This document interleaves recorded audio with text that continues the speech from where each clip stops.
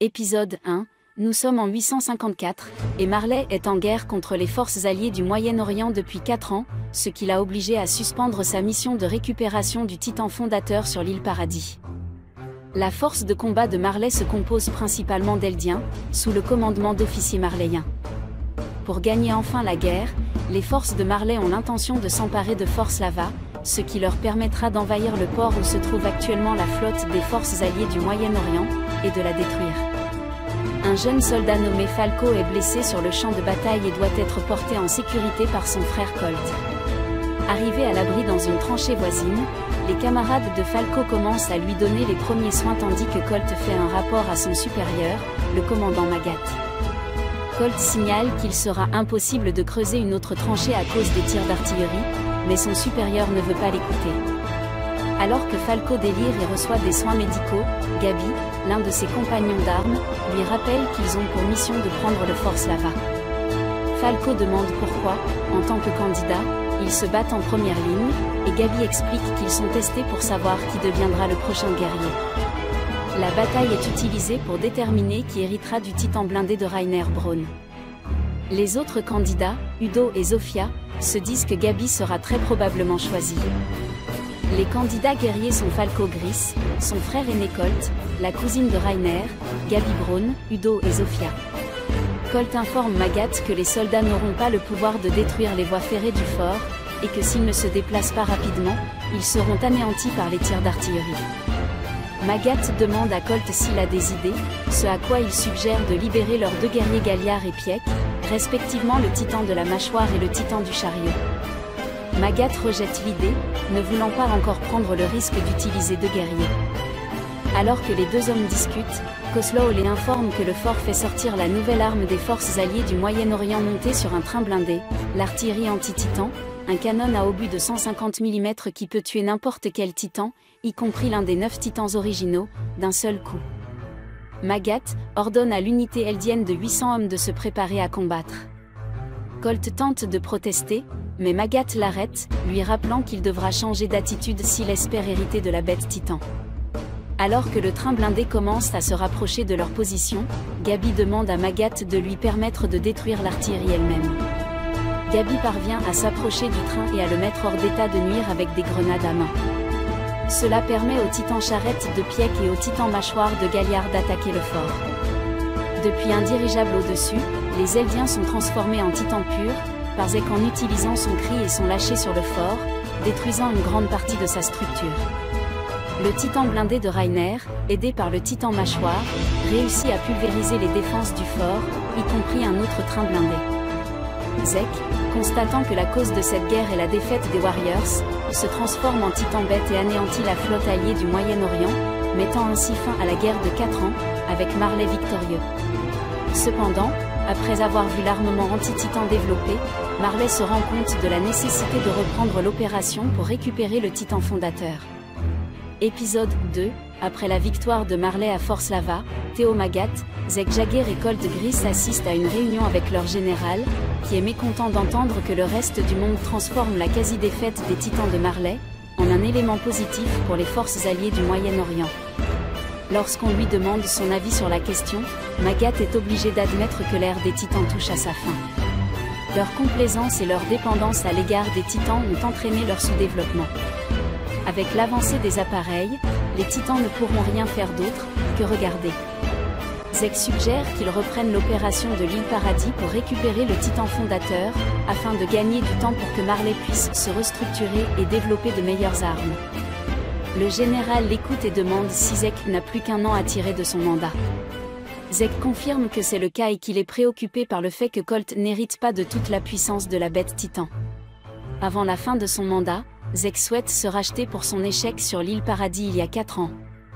Cependant, comme aucun des navires de Marley n'est revenu au cours des 3 dernières années, considérant que Marley a perdu un total de 32 navires, Zek pense que le travail n'a pas pu être fait par un seul titan, donc Paradis doit en avoir au moins 2.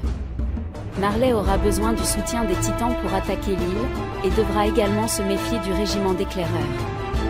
Galliard confronte Rainer sur ses actions sur Paradis à travers les souvenirs d'Ymir, en mentionnant son frère. Sur les conseils de Pieck, Rainer retrouve Gabi et les autres au port pour une promenade.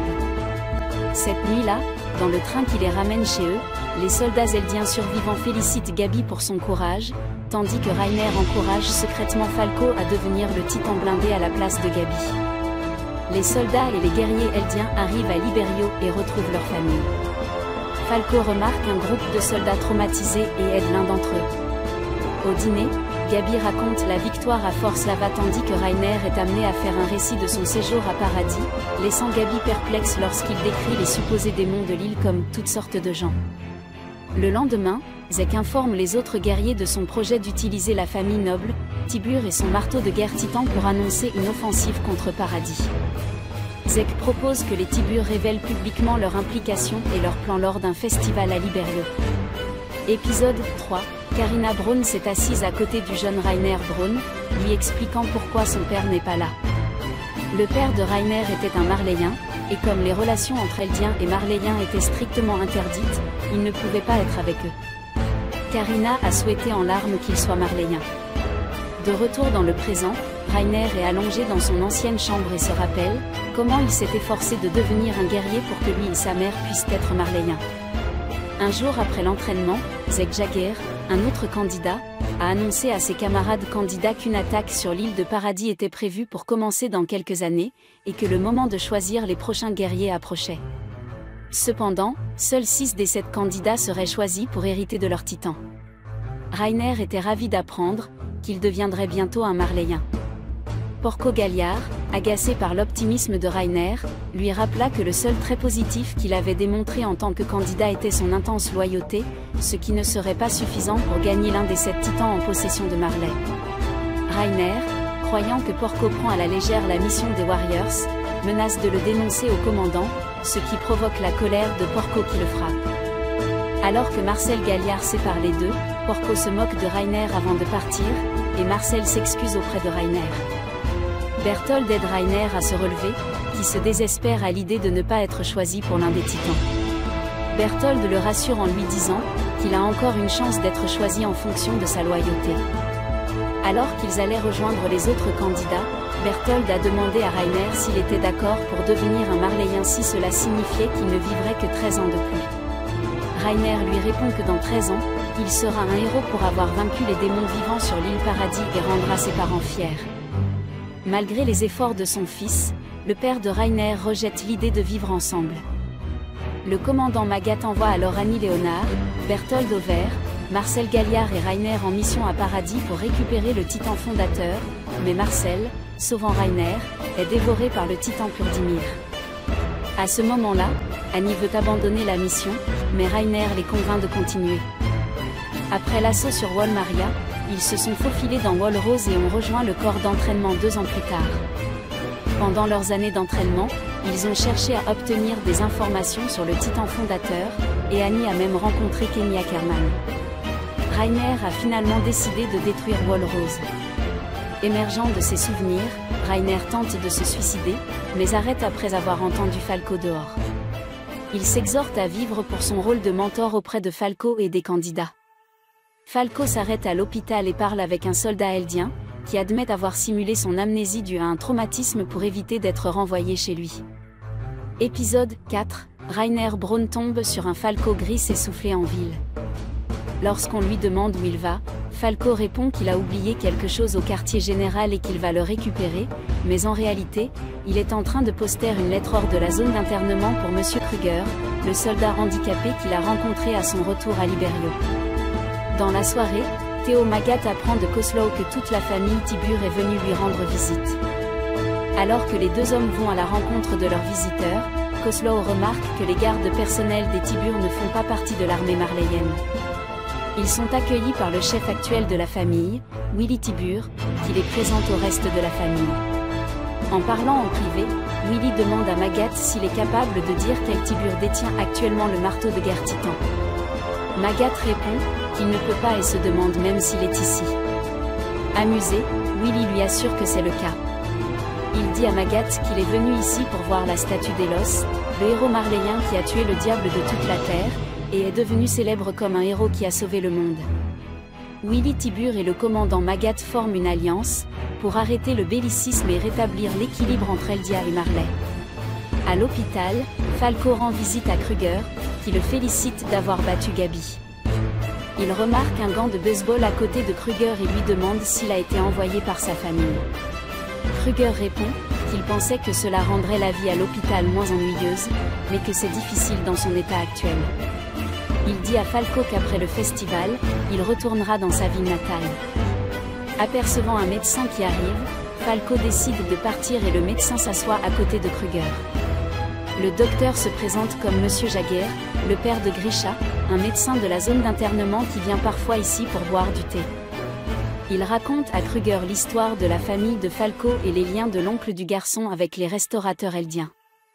Colt et Falco ont accepté de s'entraîner comme guerriers pour protéger leur famille des représailles. Willy fait un discours aux dignitaires présents et les invite à une pièce de théâtre, qui sera jouée après le festival à Liberio.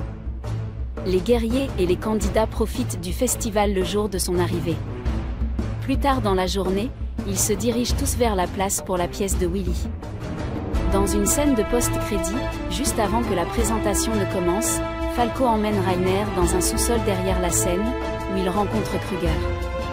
À son grand choc, Rainer le reconnaît immédiatement comme étant Eren Jaguer, qui salue Rainer en déclarant que 4 ans se sont écoulés depuis la dernière fois qu'ils se sont vus. Et c'est tout pour aujourd'hui les gars. N'oubliez pas de vous abonner et d'activer les notifications, pour pouvoir regarder d'autres vidéos comme celle-ci. Merci d'avoir regardé.